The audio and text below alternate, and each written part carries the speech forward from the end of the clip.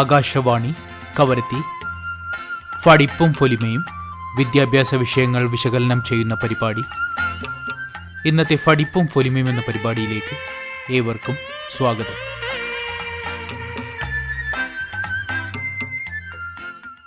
ഫടിപ്പും ഫൊലിമയും എന്ന വിദ്യാഭ്യാസ പരിപാടിയിലേക്ക് ഏവർക്കും സ്വാഗതം.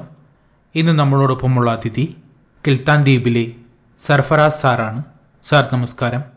നമസ്കാരം സാർ, നമ്മുടെ ശ്രോതാക്കൾക്കായി ഒന്ന് സ്വയം പരിചയപ്പെടുത്താമോ? ആദ്യമായി ഈ ഓൾ ഇന്ത്യ റേഡിയോ കവരത്തി നിലയം എന്നെ ക്ഷണിച്ചതിൽ അതിയായി സന്തോഷിക്കുന്നു. എൻ്റെ പേര് സർഫറാസ് തെക്ലയെല്ലാം. ഞാൻ Kiltan government senior secondary school ഗണിത അധ്യാപകനായി ജോലി ചെയ്യുകയാണ്. ശരിക്കും പറഞ്ഞാൽ ഞാൻ 2003 സർവീസിൽ കയറുന്നത്. ഇപ്പോൾ ഏകദേശം ഒരു 23 വർഷത്തെ സർവീസുണ്ട്. സാർ, എനിക്ക് പഠിക്കുന്ന സമയത്ത് ഏറ്റവും ബുദ്ധിമുട്ട് തോന്നിയ വിഷയമായിരുന്നു കണക്ക്. പക്ഷേ പഠിക്കുന്ന രീതിയിൽ പഠിച്ചാൽ നല്ല ഇൻട്രസ്റ്റിംഗ് ആയ ഒരു സബ്ജക്റ്റാണ് കണക്കെന്ന് പലരും പറഞ്ഞു കേട്ടിട്ടുണ്ട്. സാർ ഈ വിഷയം സെലക്ട് ചെയ്യാനുള്ള കാരണം എന്തായിരുന്നു? ഞാൻ കണക്ക് സെലക്ട് ചെയ്യാൻ കാരണം എന്ന് വെച്ചാൽ, ഞാൻ പഠിക്കുന്ന കാലത്ത് തന്നെ കൂടുതലും എനിക്ക് മാർക്ക് സ്കോർ ചെയ്തത് ഈ കണക്കിലായിരുന്നു.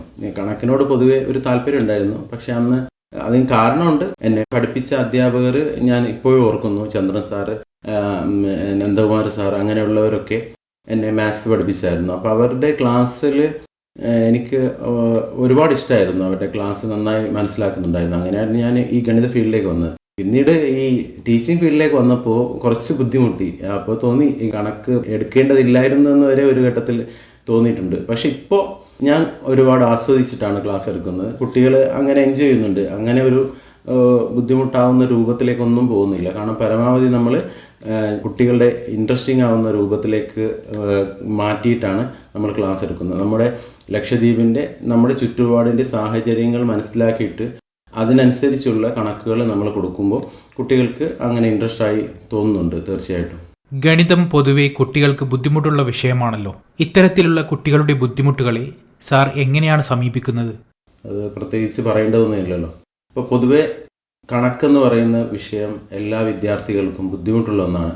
അപ്പോൾ ഈ കണക്കിൽ നമ്മൾ നേരിടുന്ന ഏറ്റവും വലിയ വെല്ലുവിളി, ഞാനിപ്പോൾ ഹൈസ്കൂൾ തലത്തിലാണ് പഠിപ്പിക്കുന്നത്. അപ്പോൾ അതിൽ ഏറ്റവും വലിയ വെല്ലുവിളി എന്ന് പറയുന്നത് ബേസാണ്. അപ്പോൾ അത്യാവശ്യം നമ്മുടെ ചതുഷ്ക്രിയകൾ എന്ന് പറയും, അതായത് കൂട്ടുക, കുറയ്ക്കുക, ഗുണിക്കുക, ഹരിക്കുക, ഈ കാര്യങ്ങളിൽ അത്ര വലിയ നൈപുണ്യമില്ലെങ്കിലും ചെറിയ രൂപത്തിൽ അവർക്ക് കുട്ടികൾക്ക് ബേസ് ഉണ്ടെങ്കിൽ തന്നെ ഒരു വിധത്തിൽ നമുക്ക് കണക്ക് ചെയ്തു പോകാൻ പറ്റും. അപ്പോൾ ബേസിൻ്റെ അഭാവമാണ് ഏറ്റവും നേരിടുന്ന ഏറ്റവും വലിയ വെല്ലുവിളി. പിന്നെ പറയാനുള്ളത്, നമ്മൾ ഏത് വിഷയം പഠിപ്പിക്കുകയാണെങ്കിലും നമ്മുടെ റിയൽ ലൈഫുമായിട്ട്, നമ്മൾ നിത്യ ജീവിതവുമായി ബന്ധപ്പെടുത്തിയിട്ട് പറയുകയാണെങ്കിൽ അത് കുട്ടികൾക്ക് നല്ല രീതിയിൽ ഉൾക്കൊള്ളാൻ സാധിക്കും. പലപ്പോഴും ഗണിതത്തിൽ ഗണിതത്തിൽ വരുന്ന ഉപ സബ്ജക്റ്റുകൾ പലപ്പോഴും നമുക്ക് കണക്ട് ചെയ്യാൻ പറ്റാത്ത രൂപത്തിലാണ് നമ്മൾ വിഷയം അവതരിപ്പിക്കുക. അങ്ങനെ വരുന്ന സമയത്ത് കുട്ടികൾ യാന്ത്രികമായിട്ട് പഠിക്കുമ്പോൾ പെട്ടെന്ന് അത് മറന്നു പോകാൻ സാധ്യതയുണ്ട്. മറ്റ് വിഷയങ്ങളാണെങ്കിൽ ബയോളജിയോ മറ്റേ ഹിസ്റ്ററിയോ ഒക്കെ ആണെങ്കിൽ കൃത്യമായിട്ട് നമുക്ക് കണക്ട് ചെയ്ത് പറയാൻ പറ്റും. പക്ഷെ ഇവിടെ നമുക്ക് പലപ്പോഴും കണക്ട് ചെയ്ത് പറയാൻ പറ്റാത്ത ഒരവസ്ഥ ഉണ്ടാകുമ്പോൾ കുട്ടികൾക്ക് പൊതുവെ ബോറിംഗ് ആയിട്ട് തോന്നും. പിന്നെ നമ്മൾ അതിനെ ഓവർകം ചെയ്യുന്നത് പല നിത്യ ഉപയോഗ സാഹചര്യങ്ങളെല്ലാം നമ്മൾ ഇതുമായി കണക്ട് ചെയ്ത് പഠിപ്പിക്കുമ്പോൾ കുട്ടികൾക്ക് പൊതുവെ താല്പര്യം വരുന്നുണ്ട്. പ്രത്യേകിച്ച് നല്ല നല്ല കഥകൾ, ഇപ്പോൾ സംഖ്യകളെ കുറിച്ചാണെങ്കിലും സംഖ്യ എങ്ങനെയാണ് ഉണ്ടായതെന്നുള്ള കഥകൾ നമ്മൾ പറഞ്ഞു വരുമ്പോൾ, അതായത് പണ്ട് സംഖ്യകളുടെ ഉപയോഗത്തിന് വേണ്ടി, പണ്ട് നിവാസികളാണല്ലോ ആദ്യം നമ്മൾ ജീവിച്ചിരുന്നത്, ഗുഹകളിലൊക്കെയാണ്. അന്ന് ആടുകളെയൊക്കെ എണ്ണാൻ വേണ്ടിയിട്ട് കല്ലുകൾ മാറ്റി വെച്ചുകൊണ്ടുള്ള ഒരു പ്രവർത്തനമാണ് ചെയ്തത്. ആ കല്ലിനെ പിന്നീട് നമ്പറുകളായി മാറി ഓരോരോ അക്കങ്ങളായി ചുമരിൽ രേഖപ്പെടുത്തി. പിന്നെ അതിനെ അങ്ങനെ ഒരു പരിവർത്തനം വന്നിട്ടാണ് നമ്പറുകളിലേക്ക് എത്തിയത്. അങ്ങനെയുള്ള കഥകളൊക്കെ പറയുമ്പോൾ കുട്ടികൾ ആകാംക്ഷയോടെ ആ കാര്യങ്ങൾ കേട്ടിരിക്കുന്നുണ്ട്. അപ്പോൾ അങ്ങനെ നമ്മൾ നിത്യജീവിതവുമായി ബന്ധപ്പെടുത്തി പറയുമ്പോൾ കുട്ടികൾ നല്ല രീതിയിൽ കണക്ക് മനസ്സിലാക്കുന്നു എന്നാണ് എനിക്ക് മനസ്സിലാവുന്നത്. കുട്ടികൾക്ക് കണക്കിനോടുള്ള താല്പര്യം വർദ്ധിപ്പിക്കാനായി സ്കൂൾ തലത്തിൽ എന്തെല്ലാം പ്രവർത്തനങ്ങളാണ് സംഘടിപ്പിക്കുന്നതെന്ന് ഒന്ന് വിശദീകരിക്കാമോ? കണക്കിൽ താല്പര്യം ജനിപ്പിക്കാൻ വേണ്ടിയിട്ടാണ് ഗണിത ക്ലബ്ബുകളൊക്കെ ഉള്ളത്. അപ്പോൾ ക്ലബ്ബ് ആക്ടിവിറ്റിയുടെ ഭാഗമായിട്ട് ചില നമ്മൾ പ്രവർത്തനങ്ങളൊക്കെ ചെയ്യുന്നുണ്ട്. അതിൽ പ്രധാനപ്പെട്ടതാണ് നമ്മളെ ഗണിതശാസ്ത്രകാരന്മാരുടെ ജന്മദിനം, അങ്ങനെയുള്ള വിശേഷ ദിവസങ്ങളൊക്കെ നമ്മൾ ഗണിത ക്ലബ്ബിലൂടെ കൊണ്ടാടുന്നു. അതുപോലെ മാഗസിൻ വർക്കുകളും അങ്ങനെയുള്ള വർക്കുകളൊക്കെ, പിന്നെ അതുപോലെ എക്സിബിഷൻ ഒരു പ്രധാനപ്പെട്ട ഘടകമാണ്. നേരത്തെയൊക്കെ നല്ല രീതിയിൽ എക്സിബിഷൻ ഇപ്പോഴും നടക്കുന്നുണ്ട്. അപ്പോൾ അതിൽ കുട്ടികൾ പരമാവധി അവരുടെ കഴിവുകൾ പ്രകടിപ്പിക്കാനും നമ്മുടെ ആശയവിനിമയത്തിന് വേണ്ടി എക്സിബിഷൻ ഒരുപാട് സഹായിച്ചിട്ടുണ്ട്. നല്ല രീതിയിൽ വളരെ ഗംഭീരമായിട്ടാണ് മാത്സിലെ എക്സിബിഷൻ മിക്ക ദ്വീപുകളിലും നടക്കുന്നത്. പിന്നെ ഇതിനിടയിൽ ഒരു 4-5-6 വർഷങ്ങൾക്ക് മുമ്പ് നമ്മുടെ ലക്ഷദ്വീപിൽ കലോത്സവം പോലെ തന്നെ ശാസ്ത്രോത്സവം ഉണ്ടായിരുന്നു. പിന്നീട് പല കാരണം കൊണ്ട് അത് നിർത്തലാക്കി. ആ ശാസ്ത്രോത്സവം വന്നപ്പോൾ ഒന്നുകൂടി ഗണിതത്തിന് പ്രാധാന്യം നൽകിക്കൊണ്ട് തന്നെ മാത്സിൻ്റെയും സയൻസിൻ്റെയും സെപ്പറേറ്റ് ശാസ്ത്രോത്സവങ്ങൾ നടന്നപ്പോൾ ശരിക്കും കണക്കിന് ഒരുപാട് പ്രാധാന്യം നമുക്ക് മനസ്സിലാക്കാൻ വേണ്ടി സാധിച്ചു. കുട്ടികൾക്ക് അതിൻ്റെ കറക്റ്റായിട്ടുള്ള ആപ്ലിക്കേഷനിലൂടെ നമുക്ക് ഓരോ മോഡൽസും അതുപോലെ പസിൽസും പിന്നെ ചാർട്ടുകളൊക്കെ നമ്മൾ ഭംഗിയായിട്ട് ചെയ്തിരുന്നു. പക്ഷേ പിന്നീട് അത് ചില കാരണങ്ങൾ കൊണ്ട്, ചില ബുദ്ധിമുട്ടുകൾ കൊണ്ട് വേണം ഓരോ ദ്വീപിലും വെക്കുമ്പോൾ മറ്റ് ദ്വീപിൽ ഇവിടെ നിന്ന് അവിടെ പോയി അറ്റൻഡ് ചെയ്യാനുള്ള ബുദ്ധിമുട്ട്, ദ്വീപിലേക്ക് യാത്രയ്ക്കുള്ള ബുദ്ധിമുട്ട് കാരണം അത് നിലച്ചു പോയതാണ്. ശരിക്കും അത്തരം ഈ ശാസ്ത്രോത്സവങ്ങൾ തീർച്ചയായിട്ടും നമുക്ക് ഇത്തരം പ്രവർത്തനങ്ങൾ, ഗണിതവും സയൻസ് പോലെയുള്ള വിഷയങ്ങൾ പഠിപ്പിക്കാനായിട്ട് തീർത്തും അത് ഉപകാരപ്രദമാണെന്നാണ് എൻ്റെ അഭിപ്രായം. ഇപ്പോൾ നമ്മൾ റീൽസുകളിലും ട്രോളുകളിലും മറ്റും കാണാറുള്ളതാണ് ഇതൊക്കെ പഠിച്ചിട്ട് ജീവിതത്തിൽ എന്ത് നേടാനാണെന്ന്. അതിനാൽ കണക്കിൻ്റെ സാധ്യതകളെക്കുറിച്ച് ശ്രോതാക്കളോടൊന്ന് പങ്കുവെക്കാമോ? കണക്കിൻ്റെ സാധ്യതകൾ അത് പറയുമ്പോൾ ഞാൻ ഒരു ചെറിയ ഒരു അനുഭവം ഞാനിവിടെ പറയാൻ ഉദ്ദേശിക്കുന്നു. കഴിഞ്ഞ ഒരു 2 മാസം മുമ്പ് ഒരു സുഹൃത്ത് ഇവിടെ കിൽത്താനിലൂടെ യാത്ര ചെയ്ത് കടമത്തിലേക്ക് പോവുകയായിരുന്നു. അവ ടൂറിസ്റ്റായിട്ട് വന്നതാണ്. ഒരു സോഫ്റ്റ്വെയർ എഞ്ചിനീയർ ആയിരുന്നു അദ്ദേഹം. അപ്പോൾ അദ്ദേഹം പോകുന്ന സമയത്ത് അദ്ദേഹം പരിചയപ്പെട്ടപ്പോൾ പറഞ്ഞു എന്താണ് വർക്ക് ചെയ്യുന്നത് പറഞ്ഞു. ഇങ്ങനെ ഒരു സോഫ്റ്റ്വെയർ എഞ്ചിനീയറായിട്ട് വർക്ക് ചെയ്യുന്നു. എനിക്ക് PSC, കേരളത്തിലുള്ളൊരു സുഹൃത്താണ്, PSC കിട്ടിയതായിരുന്നു. PSC ഞാൻ ഒഴിവാക്കിയതാണ്. ജോലി ഒറിജിനൽ പെർമനൻറ്റ് ഗവൺമെൻറ് ജോലി ഒഴിവാക്കിയിട്ടാണ് ഈ ഒരു ഉദ്യോഗത്തിൽ തുടരുന്നതെന്ന് പറഞ്ഞ് എനിക്കപ്പോൾ ഭയങ്കര ഒരു അത്ഭുതമായി. ഞാനപ്പോൾ ഒന്നുകൂടി ചോദിച്ചു എന്താണ് നിങ്ങൾ ചെയ്യുന്ന വർക്ക്. അപ്പോൾ അദ്ദേഹം പറഞ്ഞ ഇങ്ങനെയാണ്, നമ്മൾ സോഫ്റ്റ്വെയർ ഉണ്ടാക്കി കൊടുക്കുന്നത്. ഉദാഹരണത്തിന് എക്സ്റേ മെഷീനാണെങ്കിലും മറ്റ് ആരോഗ്യ മേഖലയിൽ ഉപയോഗിക്കുന്ന പല മെഷീനുകളുടെയും സോഫ്റ്റ്വെയർ സെറ്റ് ചെയ്യുന്ന ഇവരാണ്. അപ്പോൾ ഇതിൽ എന്താണ് യൂസ് ചെയ്യുന്നത്? അപ്പോൾ പറഞ്ഞ് കാൽക്കുലസ്, അതുപോലെ ഇൻ്റഗ്രേഷൻ, പിന്നെ അങ്ങനെയുള്ള നമ്മൾ ഈ +2 ലെവലിൽ മാത്സിൽ പഠിക്കുന്ന പല കാര്യങ്ങളുമാണ് ആ ഇതിനു വേണ്ടി നമ്മൾ ഉപയോഗിക്കുക.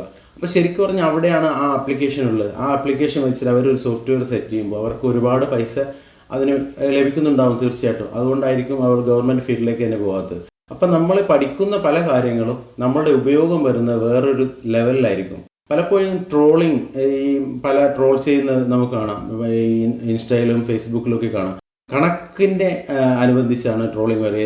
സൈൻ തീറ്റ, കോസ് തീറ്റ ഇതൊക്കെ പഠിച്ചിട്ട് എന്ത് കിട്ടാനാണെന്നുള്ള പല ട്രോളുകളും പല ദ്വീപുകാർ ചെയ്തതെന്ന് എനിക്കറിയാം. അപ്പോൾ അവരോടൊക്കെ പറയാനുള്ളത്, ശരിക്കും ഈ പറയുന്ന ഈ സംഭവം നിങ്ങൾ ഉപയോഗിക്കുന്ന ഇൻസ്റ്റാഗ്രാം ആണെങ്കിലും ഫേസ്ബുക്ക് ആണെങ്കിലും ഇതൊക്കെ കിട്ടുന്നത് ഏത് വഴിയാണ്? സാറ്റലൈറ്റ് വഴിയാണ്. ഈ സാറ്റലൈറ്റിൻ്റെ ബേസ് അതിൻ്റെ ശരിക്കും സെറ്റ് ചെയ്തിരിക്കുന്നത് ഏതാണ്? ട്രിഗ്നോമെട്രി എന്നുള്ള സംഭവം വെച്ചിട്ടാണ്. ആ ട്രിഗ്നോമെട്രിയുടെയിലൂടെയാണ് ശരിക്കും നിങ്ങൾക്ക് ഈ ഒരു സംഭവം തന്നെ ചെയ്യാൻ പറ്റുന്നത്. അപ്പോൾ നിങ്ങൾ നിൽക്കുന്ന ആ പ്ലാറ്റ്ഫോം തന്നെ ഏതിലാണ്? ട്രിഗ്നോമെട്രിയാണ്. നിങ്ങൾ പറഞ്ഞ ട്രിഗ്നോമെട്രി എന്ന് പറയുമ്പോൾ എന്താണ്? ഈ സൈൻ തീറ്റ, കോസ് തീറ്റ വെച്ചിട്ടാണ് നമ്മൾ ചെയ്യുന്നത്. പക്ഷേ നമ്മൾ പഠിക്കുന്ന ആ സമയത്ത് ചിലപ്പോൾ അതിൻ്റെ ഉപയോഗം ഉണ്ടാവില്ല. അത് ഹയർ സ്റ്റഡീസിൽ പോകുമ്പോൾ അതിൻ്റെ ബ്രാഞ്ചസ് എടുക്കുന്നവർക്കാണ് അതിൻ്റെ യൂസ് വരിക. അപ്പോൾ നിങ്ങൾ പഠിക്കുന്ന കുട്ടികൾ ഓരോന്നും വിചാരിക്കേണ്ടത്, നിങ്ങൾ പഠിക്കുന്നത് വെറുതെ അല്ല. ഓരോ സംഭവമാണെങ്കിലും നമ്മളിപ്പോൾ ഹൃദയത്തിൻ്റെ അറകളെക്കുറിച്ച് പഠിക്കുന്നു, രക്തത്തിൻ്റെ ഗ്രൂപ്പുകളെക്കുറിച്ച്, മറ്റു കാര്യങ്ങൾ പഠിക്കും. ഹൃദയത്തിൻ്റെ അറകളുടെ ഉപയോഗം വരുന്നത് ഡോക്ടേഴ്സിന് അതുമായി ബന്ധപ്പെട്ട് പഠിക്കുമ്പോൾ, അല്ലാതെ നമുക്ക് ഇൻഡിവിജ്വലായിട്ട് ചിലപ്പോൾ ഉപകാരം ഉണ്ടാവില്ല. അതുപോലെ മലയാളത്തിലെ പാത്തുമ്മയുടെ ആടോ മറ്റോ അത് വായിക്കുമ്പോൾ അതിൻ്റേതായ ലെവലിൽ പോകുമ്പോഴാണ് അതിൻ്റെ ഒരു ആവശ്യകത വരിക. അല്ലാതെ നമുക്ക് പഠിക്കുന്ന സമയത്ത് ചിലപ്പോൾ അതിൻ്റെ ഉപകാരം ഉണ്ടാകും. ചില കാര്യങ്ങൾ നമുക്ക് കറക്റ്റ് പറയാൻ പറ്റും. പക്ഷെ ചിലത് എന്താണ്, ഭാവിയിൽ അതിൻ്റെ ബ്രാഞ്ചസ് എടുത്ത് പഠിക്കുന്ന സമയത്ത് മാത്രമാണ് നമുക്ക് അതിൻ്റെ ഉപയോഗം ഉണ്ടാവുക. അപ്പോൾ പഠിക്കുന്നതൊന്നും വെറുതെ അല്ല. ഈ സിലബസ് ഉണ്ടാക്കിയിരിക്കുന്ന വളരെ കഴിവുള്ള മികവുറ്റ അധ്യാപകർ ചേർന്നിട്ടാണ് ഉണ്ടാക്കിയിരിക്കുന്നത്. അപ്പോൾ ആ സിലബസ് നല്ല രീതിയിൽ പഠിച്ചു പോയാൽ തീർച്ചയായിട്ടും നമുക്ക് ഭാവിയിൽ അത് ഉപകാരമുള്ള സംഭവം തന്നെയാണ്. അതാണ് മാത്സിനെ കുറിച്ച് എനിക്ക് പറയാനുള്ളത്. പൊതുവെ ടീച്ചേഴ്സ് ആവുമ്പോൾ പഠിപ്പിക്കുന്ന വിഷയം കൂടാതെ എക്സ്ട്രാ ഡ്യൂട്ടീസ് കൊടുക്കാറുണ്ട്. അതുപോലെ സാറ് ഗണിത അധ്യാപനത്തിന് പുറമെ വേറെ എന്തെങ്കിലും വിഷയം കൈകാര്യം ചെയ്തിട്ടുണ്ടോ? നിങ്ങൾ ചോദിച്ചിരിക്കുന്നത് ഇപ്പോൾ എന്താ വെച്ചാൽ മാത്സ് അല്ലാതെ വേറെ വിഷയം കൈകാര്യം ചെയ്യുന്നു. മാത്സ് അല്ലാതെ ഞാൻ IT കൈകാര്യം ചെയ്തിരുന്നു. ഞാൻ 2003 സർവീസ് കയറുന്നത് ചെത്ലാത്ത് ദ്വീപിലായിരുന്നു. എന്നെ പഠിപ്പിച്ചിരിക്കുന്ന ചന്ദ്രൻ സാറായിരുന്നു അന്ന് അവിടെ മാത്സ് പഠിപ്പിച്ചുകൊണ്ടിരുന്നത്. സാറിൻ്റെ ട്രാൻസ്ഫറും ഞാൻ അവിടെ പുതിയ അപ്പോയിൻമെൻ്റ് ആയിരുന്നു. അന്ന് സാറ് കമ്പ്യൂട്ടറിൻ്റെ ചാർജ് കൂടി ഉണ്ടായിരുന്നു. ആ ചാർജ് കൂടി എന്നെ ഏൽപ്പിച്ചു. അന്ന് തൊട്ട് ഞാൻ ഒരു 10 വർഷത്തോളം IT കൈകാര്യം ചെയ്തിരുന്നു.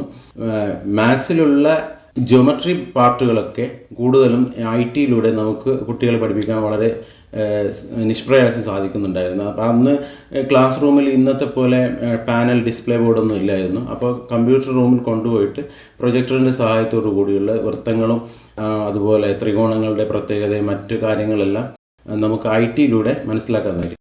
ഇപ്പോൾ പഠിക്കുന്ന കുട്ടികളോട് എനിക്ക് പറയാനുള്ളത്, നിങ്ങൾ IT ഉപയോഗിക്കുന്നവരാണെങ്കിൽ തീർച്ചയായിട്ടും അതിൽ വൃത്തത്തിൻ്റെ ഒരുപാട് പ്രത്യേകതകൾ, വൃത്തങ്ങൾ എന്ന ചാപ്റ്റർ 10ാം ക്ലാസ്സും 9ാം ക്ലാസ്സിലൊക്കെ ഉണ്ട്.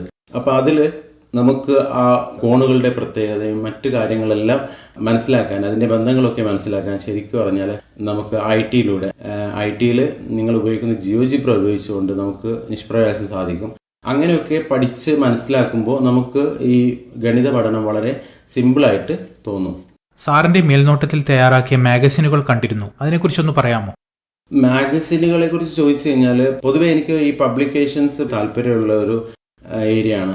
അപ്പോൾ അങ്ങനെ ഞാൻ ആദ്യമായി ഒരു 10-15 വർഷം മുമ്പ് കിൽത്താൻ ദ്വീപിൽ വർക്ക് ചെയ്യുമ്പോൾ നമ്മൾ മാത്സ് ക്ലബിൻ്റെ ഭാഗമായി 0 എന്നുള്ള ഒരു മാഗസിൻ പുറത്തിറക്കിയിരുന്നു. അത് പ്രിൻ്റഡ് വേർഷനാണ്, അല്ലാതെ മാനുസ്ക്രിപ്റ്റ് അല്ലായിരുന്നു. അപ്പോൾ മാത്സ് ക്ലബിലെ കുട്ടികൾ തന്നെ ഓരോ പാർട്ടായിട്ട് തിരിച്ചിട്ട് അവർ ലേഖനങ്ങളും മറ്റു കാര്യങ്ങളും തയ്യാറാക്കി 0 എന്നുള്ള പേരിലാണ് അത് പബ്ലിഷ് ചെയ്തത്. എനിക്ക് തോന്നുന്നു ലക്ഷദ്വീപിൽ ആദ്യമായിട്ടായിരിക്കും അങ്ങനെ പ്രിൻ്റഡ് ആയിട്ട് ഒരു മാഗസിൻ മാത്സിൽ പുറത്തിറക്കുന്നത്. അത് കുട്ടികളെ സംബന്ധിച്ച് ഒരുപാട് പ്രചോദനമായിരുന്നു. അവർക്ക് അങ്ങനെ ഒരു മാഗസിൻ പുറത്തിറക്കിയപ്പോൾ അവർക്ക് ഭയങ്കര ഒരു പ്രചോദനം തന്നെയായിരുന്നു.